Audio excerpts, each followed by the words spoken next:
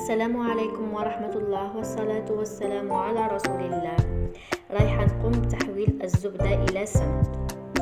كانت عندي متوفرة كمية من الزبدة تقدات لي وأنا نحتاج السمن. حابة ندير مقروض وكذلك البقلاوة ونوع من أنواع من الحلويات تاعنا تستلزم السمن ما تحتاجش الزبدة. نحط الطريقة باختصار هي نحط الزبدة تاعنا على نار متوسطة حتى تبدا تغلي، تطلع رغوة من الفوق. هذوك هي ما كان كمية من الماء فيها ومواد فيها. نقوم بنزع هذيك الرغوة،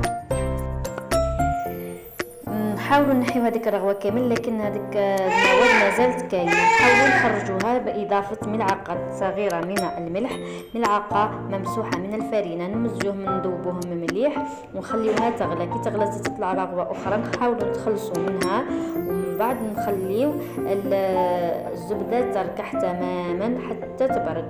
نقوم بتفريغها في إناء آخر باستعمال المصفاة، نصفيوها وهذاك اللي من تحت نحاولوا ما نفرغوهش، وهكذا نتحصلوا على سمنة صافية نوعا ما نسبيا. نستعملوها في حلويات كثيرة مثل المقروض، بقلاوة الغريبية، الورقة الغريبية، حلويات بزاف تاعنا تستلزم السمن، مرات ما يكونش متوفر علينا.